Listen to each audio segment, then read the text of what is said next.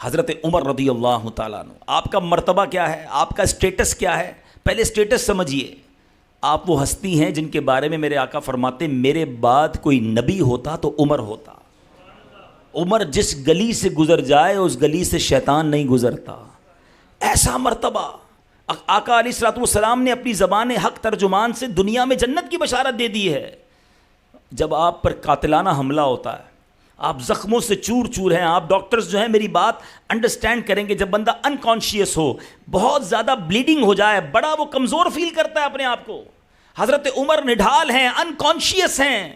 اب صحابہ مشورہ کر رہے ہیں کہ آپ کو بیدار کیسے کیا جائے، کیسے. آج تو آپ کے پاس بہت سارے پروسیجر ہیں نا. ایک صحابی عرض کرتے ہیں کہ یہ نماز کے نام پر ایسے اٹھیں گے اسی کسی اور نام سے نہیں اٹھیں گے. اتنی نماز سے ان کو محبت ہے کہ یہ زخموں میں بھی کھڑے ہو جائیں گے. اگر یہ بے ہوشی کے عالم میں ہیں، ان کو ہوش آ جانا ہے. حضرت عمر کے پاس ایک شخص کھڑے ہو کر عرض کرتے ہیں اے امیر المومنین نماز، یا امیر المومنین نماز. سیدنا امیر المومنین اس حالت میں کھڑے ہو گئے اور آپ نے زخموں کی حالت میں بھی نماز ادا کی، اور وہ تاریخی جملہ ارشاد فرمایا اللہ عز و جل کی قسم جو نماز ترک کرے اس کا اسلام میں کوئی حصہ نہیں ہے. وہ زخموں میں کھڑے ہو کر نماز پڑھیں، ہم صحت مندی میں نماز نہ پڑھیں.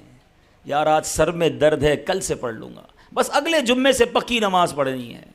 توبہ توبہ توبہ. ایک طرف اپنے آپ کو ہم کہتے ہیں صحابہ کا نوکر، صحابہ کا غلام. صحابہ کی زندگی کیا میسج دے رہی ہے؟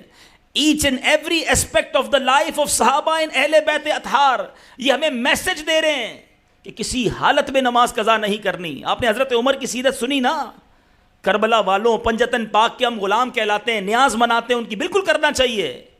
مگر امام حسین نے تلواروں کے سائے میں کربلا کے میدان میں آخری کام کیا کیا تھا؟ سجدہ ہی تو کیا تھا نا. وہ سجدہ کربلا کے میدان میں کیا گیا، وہ سجدہ مجھے اور آپ کو میسج دے رہا ہے کہ کسی حالت میں نماز نہیں چھوڑنی ہے. کیا قیامت کے دن صحابہ اور اہل بیت سے ملنا نہیں ہے؟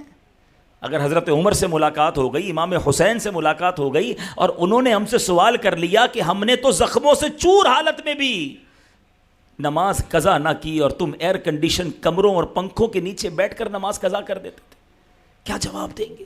پکی اور سچی نیت کر لو کہ انشاءاللہ آج کے بعد نماز قضا نہیں ہوگی. جس طرح جمعے میں ہماری مسجدیں فل ہیں، عصر میں کیوں وہ کراؤڈ نہیں ہوتا؟ کیا صرف جمعہ فرض ہے، عصر فرض نہیں؟